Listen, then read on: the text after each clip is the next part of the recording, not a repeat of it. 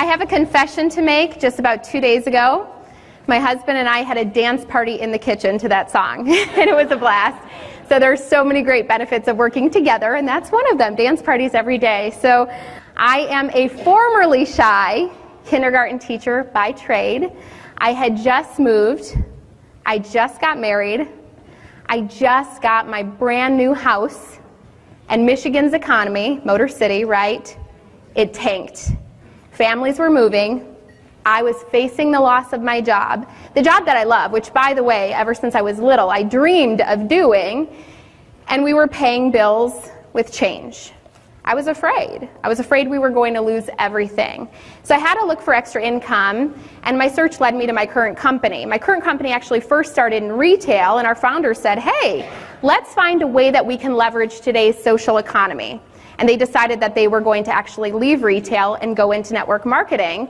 And they offered myself and my mom, Chris, the opportunity to join with them. And we said yes. Now, because we were first, we had no mentors.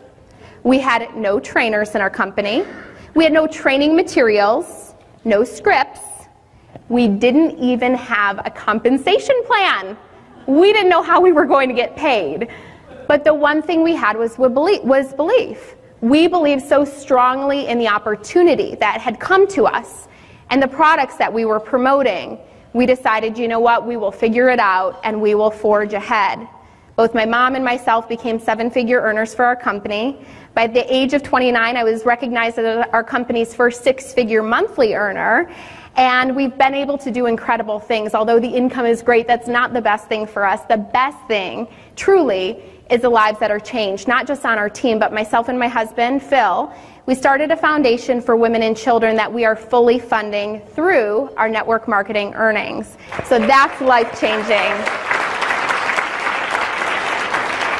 In fact, we just got back in December from a trip to India where we opened up some orphanages there.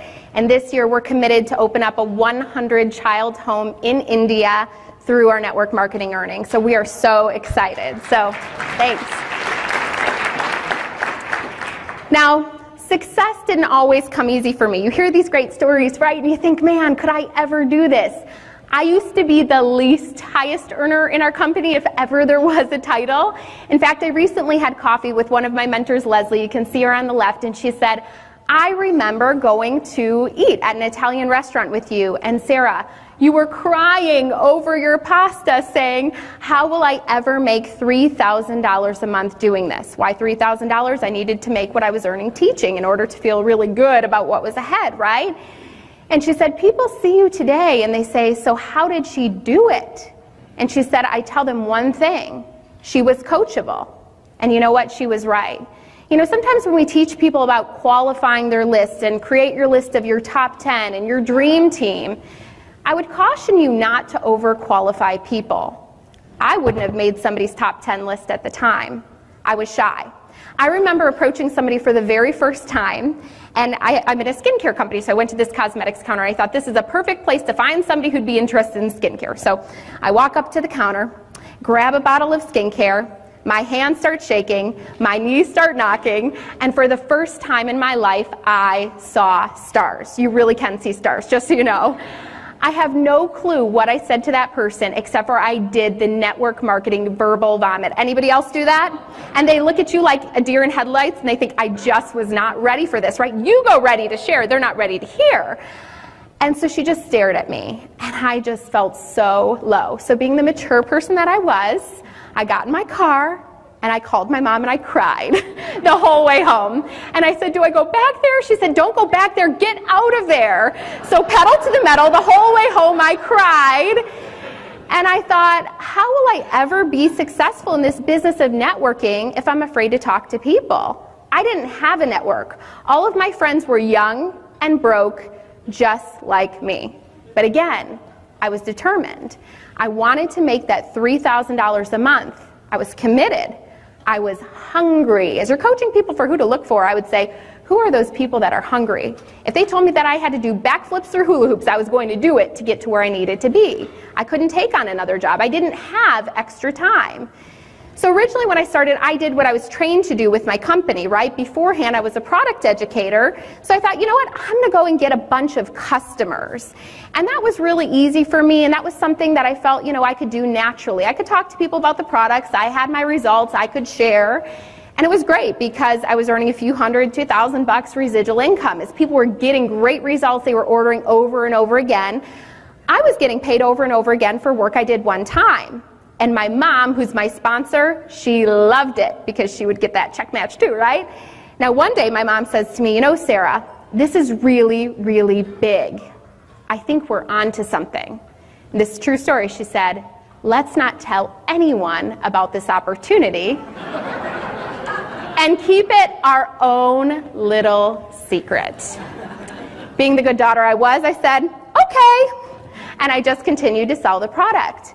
But then I started to come to events like these, and I subscribed to Networking Times. Who in here is subscribed to Networking Times? They did not ask me to plug, but give a shout if you're subscribed. Let me hear ya. All right. Changed my life. And I say that truly.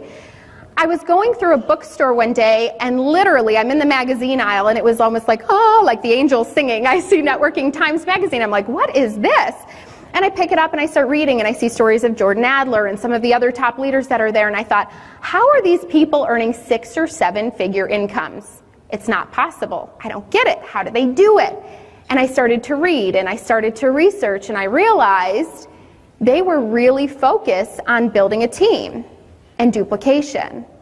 So I decided I was going to make a little shift from promoting product to power prospecting.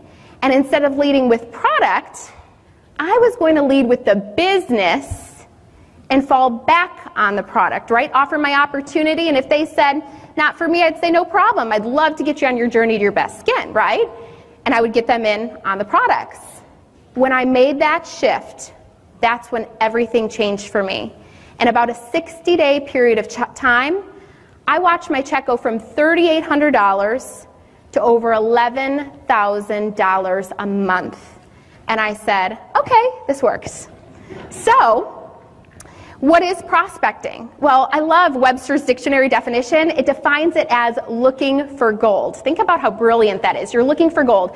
You're sifting and you're sorting through all of those little grains of sand just to find a few pieces of gold. Remember Jordan talking about just takes a few, right? So, you know, think about how that relates to your prospecting. You're going to talk to thousands of people to find those who will join you. And of those who join you, they're going to build at varying paces. Some people will run. Some people will jog. Some people will walk. Some people will sit at the sidelines. And some people enter the witness protection program, right? They buy a kit. You never hear from them again. Now, you guys, I pride myself on being a good teacher. That's what I do. I create really great training platforms for our team and for our company.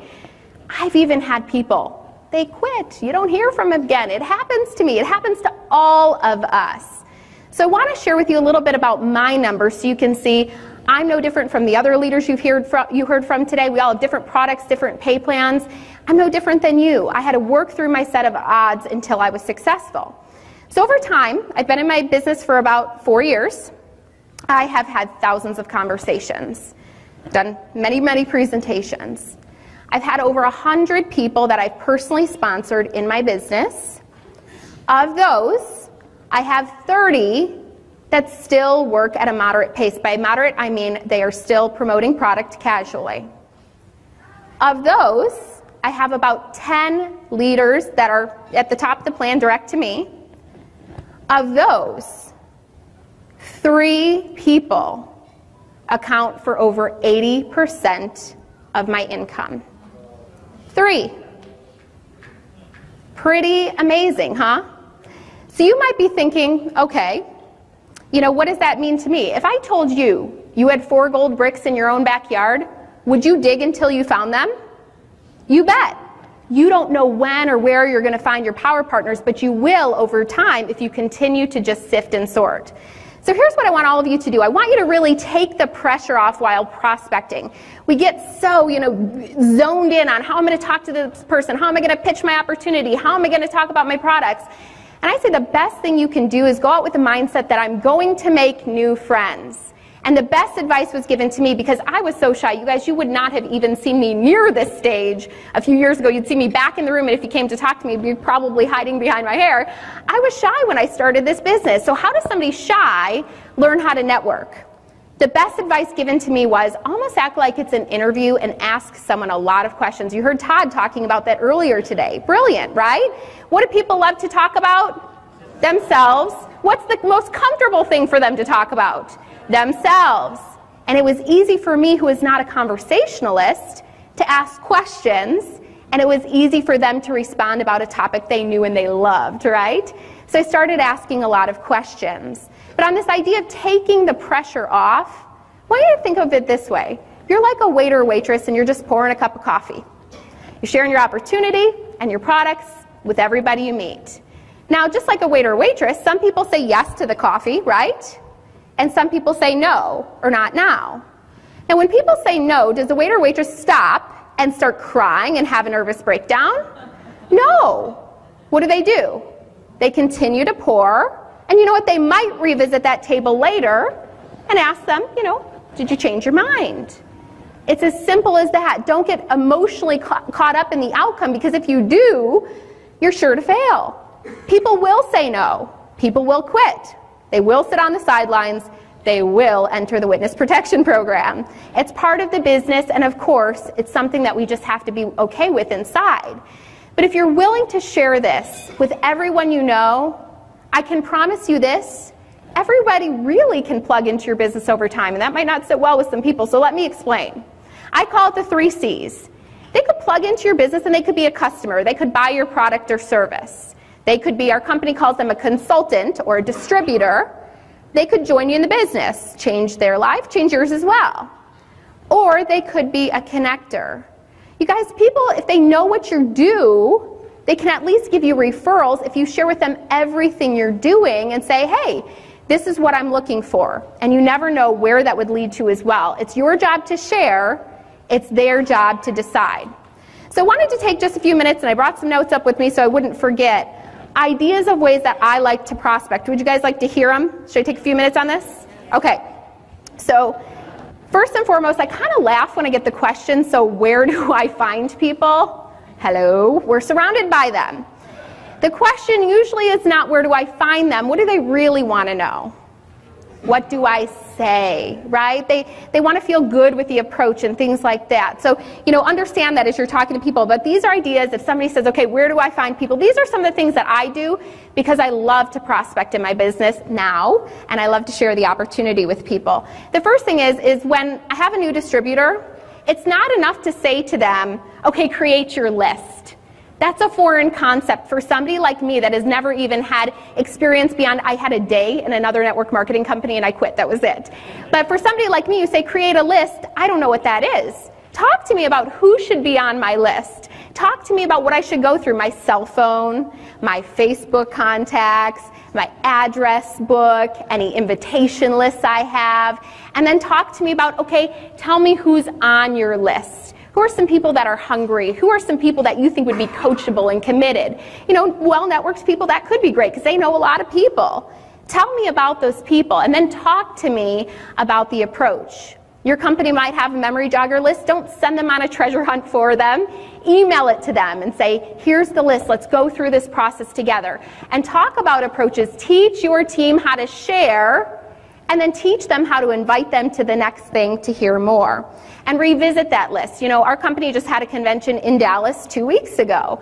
And so I taught my team, you want to revisit everybody on your list. I hope you never scratch anybody off, because now's the perfect time to call them and say, hey, if ever there's a time to take a look at our company or our products, the time is now.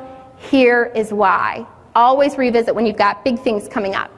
Next thing, referral rewards. Has anybody ever created a referral program before? Maybe your company has one. Raise your hand. This has paid off big time. And I didn't see a lot of hands go up.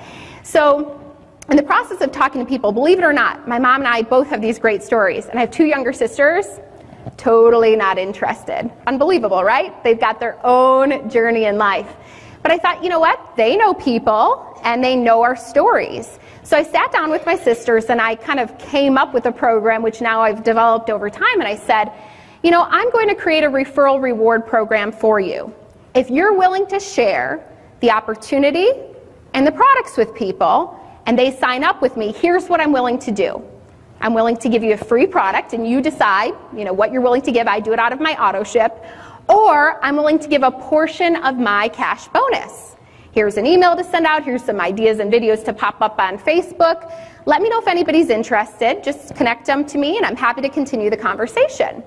So my youngest sister, Emily, did that. My middle sister did too, and both have helped me generate quite a few leads that way. But one of my strongest business partners came from my younger sister, Emily. She put a message out on Facebook with a little bit about what I was looking for and said, my sister's looking for people. Connect with me if you're interested in hearing more. The gal Emily, who found that post, it's Emily and Emily, said, I want to meet your sister. And she connected us on Facebook, and she said, what's the next meeting you have going on? And I invited her. She and her husband came. They signed up. They ended up serving on our company's leadership advisory board, promoted to the top of the pay plan, earned over $10,000 in bonuses, and totally changed our lives. Best $50 I ever spent, truly. So be thinking about that. What are you willing to invest back into your business? It's a business, right? Business launch events. So we do not have a party plan company, but I thought, when I was starting this, what is the greatest way to get in front of a lot of people at once? Teachers do not work 8 to 3, at least not new teachers. I was working 7 in the morning till sometimes 9 o'clock at night. So if I thought, okay, I only have an hour to do this on the weeknights, I wanted to get in front of 10 people, right? Not just calling a person at a time. So I would do events at my home, and I would also call my friends and say, hey, my business is expanding in your area. Would you be willing to host an event for me? I'd love to meet your friends. I'll do all the work. I'll even give you a free product as a thank you. Don't I want to get in front of 10 people that, there's some sort of connection there, right? Because they knew people that I knew, and it was much easier to develop a relationship that way, and I got many great leads through doing that. Networking at formal networking groups or at events, professional people, they know how to get and give referrals. It's a great place for you to network your business. How about people who provide you services? Who watches your kids, ladies, who does your hair, your nails, etc. Think about those people. You've been doing business with them for years. Now it's their turn to listen, right? You can approach them. But also people who give you services day to day. If I'm going out to eat, or if somebody gives me exceptional service at a store, remember I was that gal working behind the counter, go up and say, thank you for your awesome service today. We're looking for people like you. Exchange information and set a time later to follow up. Social media is awesome, and I generate a lot of leads on Facebook. It is not the only way to build your business. It is a way. It's a tool. It's great for prospecting, but when it comes to presenting and starting your new distributor, that warm relationship, it's really important. So you've got to pick up the phone, and you've got to continue the relationship from there.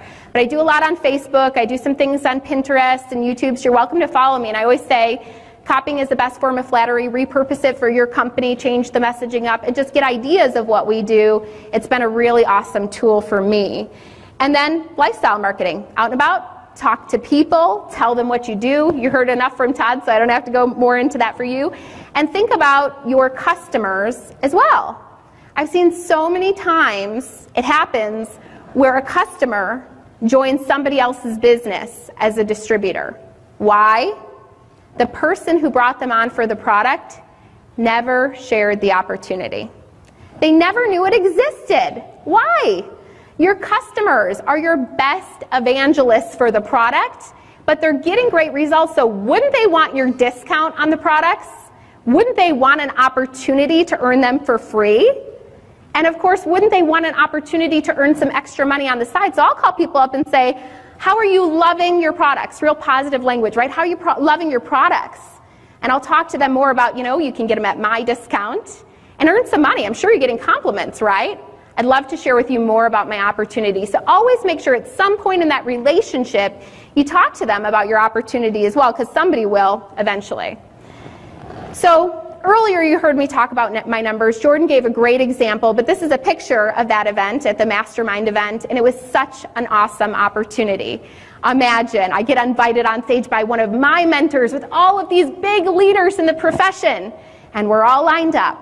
And everybody, different products, different pay plan. They were asked this question: how long have you been in your business? 5 to over 20 years, I believe. How many people have you sponsored in your business? 50 to over 150. And how many people does the majority of your income come from? 1, 2, 3, just a few. So the majority of your income will probably be tied to just a few legs too, but you never know what people will do or who they could lead you to.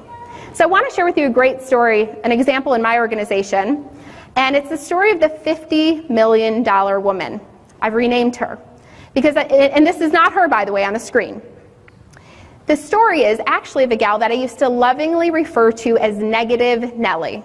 Not very nice, right? But Negative Nellie was not very nice either. She used to always complain about all of the reasons why the business wasn't going to work for her. She wasn't willing to call people. And man, I was patient, but finally I thought, she's got a circle of people. I've got to figure out a way to get to know them.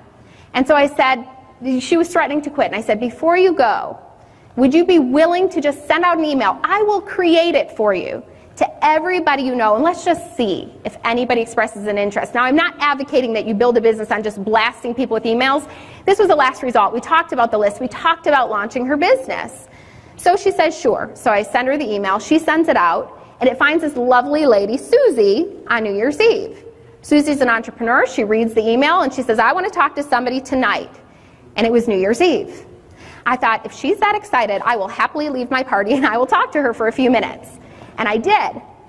What a way to toast to new beginnings, because Susie ended up joining us. Now, right immediately after that, within days, Negative Nellie calls me and says, all this hard work, she pressed the send button, all this hard work, I quit. I only have one person. And I said, if I were you, I would not quit. Susie gets it. And I know she's up to something. I know she's going to build big. And she said, nope, I'm done. Turned in her termination papers, sent them into the company. Susie went on to build one of the strongest, fastest growing, largest legs in our entire company. Just this February was named a $1 Million Circle Achiever for our company. Now, imagine if Negative Nellie didn't quit. She could be earning the same thing, right? So I've since renamed her, because if you consider, she's about my age, about 30. If you consider just average growth, conservative investments, what she could be making over time if she didn't quit, I would say that's about a $50 million mistake. Ouch. Ouch. People ask me, by the way, all the time, they say, does she know? Actually, one day Susie saw her in a store and said, I just want to tell you, you changed my life, and told her the whole story. I was like, oh, I don't know if I would have done that. But she was very gracious, and she said, I'm so glad, and I'm so glad that you found, the right thing for your life. So it was a good thing. So I have a story of similar financial loss of my own. And this is my $50 million mistake. You've got to ask yourself, if you're thinking about contacting somebody, what is greater, the risk or the reward? This beautiful blonde, she's on the right-hand side with me and my mom. Her name is Stacy, out of Chicago. Stacy actually is the one who, in a roundabout way, got me involved in my business, because she got me involved freelancing for skincare and cosmetics companies. I thought of her so many times, and so did my mom, and I talked myself out of calling her. Why? She was successful. Why? I didn't have a story yet. Why? All the stories I was telling myself. If you think someone is great, someone else does too. And someone will contact them. Why not now and why not you? Well, in this case, Rose, out of Chicago, called Stacy. She used a brilliant approach, which if you want to write it down, you can. It was a referral-based approach. She called Stacy up and basically said, hey, Stacy, I'm building a business in Chicago. I know you've built an incredible network there. I would love to share with you what I'm doing, to get some ideas, and see if you know anybody who would be interested in doing what I do. Can we meet up? So she built on her credibility. My business is building here too. Would love to get your ideas, see who you know. And they meet up. And Rose told Stacy all about her opportunity. Stacy actually had a list of hundreds of names of freelancers that she was going to give to Rose's leads. And when she heard the opportunity, she took them back and said, wait a minute, I might be interested in this. And she came to the next meeting. Guess who was hosting the meeting that night? Yours truly. And in walks the beautiful Stacy Roney. My chin, my jaw, and my stomach hit the floor. She joined us that night. She became the #1 recruiter in our company that year. And this month, just qualified for her free company car. Shoulda, woulda, coulda. Now, it's a true story, and I have no doubt in my mind that she will be $1 million achiever too. I guess you can call it my $50 million mistake, and tonight I have proof because Rose and Stacy are here, so give them a shout. So I am thrilled for Stacy and Rose. But how many people know I only have to learn that mistake once? Now if somebody comes to mind, I pick up the phone and I call them, what is greater, the risk or the reward? The worst thing they're going to do is say, no, you're not going to die. I have yet to die doing this. Your wildest dreams come true. They join you. It changes their life, your life, and thousands of others too. Call these people immediately. Have a professional sense of urgency. Someone will call you. It's the braver of the two. And again, remember, whatever you do, do not quit. So, what is the cure to everything that ails you in this business? If you are not at where you want to be, you need to write this down. Personal activity is the cure to what ails you. You cannot motivate the unmotivated. So if you're mad at your team, stop being mad at your team. If they're at the same volume month after month and year after year, they've showed you the pace that they're willing to work. Honor that, respect that, and understand some people are overjoyed to have just a little extra money to pay for daycare, a little extra money to go out to dinner. I had a guy who joined me and said, I want to make $50 a month extra to take my wife to a nice dinner. I don't want any responsibility above that. What is the point of me pushing him? That's silly. The cure to what ails you, to get to where you want to be, to get to the title, to get to the checks, is personal activity. If it's to be, it's up to me, but my team gets all the credit. So what is a good goal? Well, this is the goal that I set for myself every day. 5 contacts a day keeps leads coming my way. That's my mantra. 5 contacts a day keeps leads coming my way, and it is a minimum for me. And my husband can verify I do this every single day. If I'm making phone calls, it's 5 check marks in my planner that day, and I am not done until I've reached out to 5 people on my list or I've revisited with some prospects that I've met throughout the week. If we're out and about, he can tell you a funny story. I was actually late to an event one night because I had one last business card to give out. I put 5 business cards in my bag, and I don't go home until I've had 5 quality conversations with people. Now, I do recommend as you're talking to these people, don't just get phone number. I get email too, in case I have that conversation and they don't pick up the phone the next day. I go on Facebook, and in that little search bar, I'm giving you just a quick little tip. I search their email address and I add them as a friend and just say, good to meet you. Looking forward to reconnecting. Nothing else. I don't blast them with links. I don't send them a bunch of information. I just say, looking forward to reconnecting. Because here's why. If they never again call me, they watch me, they become a part of my audience. I've had 3 people now join me a year later who watched me on Facebook, and it was funny. They said, I don't even remember how we met. And I was like, funny, I do. But they don't have a clue, but they will watch you. And why do I say email? If you search Sarah Robbins on Facebook, there's tons of Sarah Robbins. It's a common name. You'll even find a purple-haired professor. It's not me.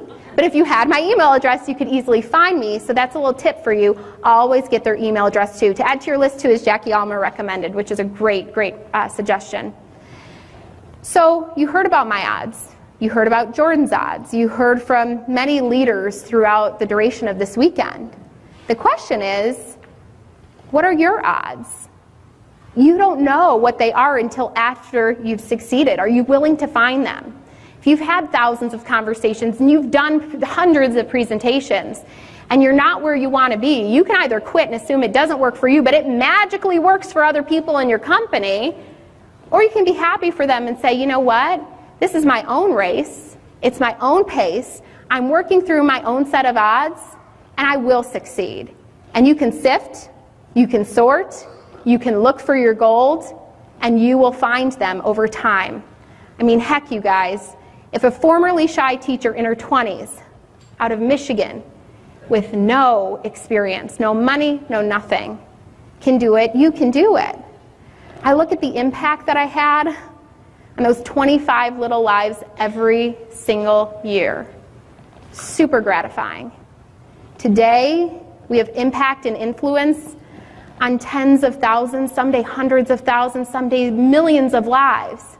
Not just with our team, but with these people that we're touching as we're traveling across the world, opening up these orphanages and doing those really great things. Was my journey easy? No.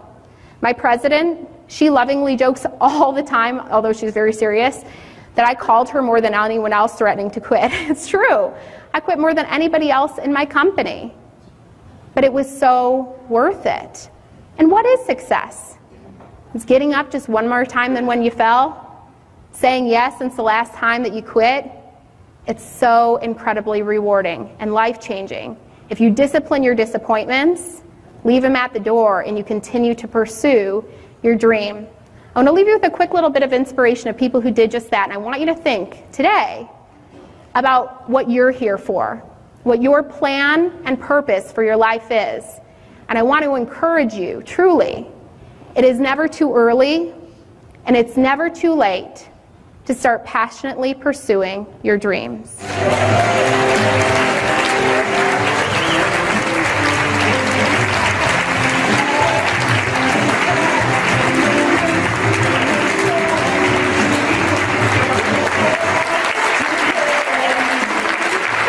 Thank you. And that is my wish for you. I love you guys. God bless you guys. And go for your gold. Thank you.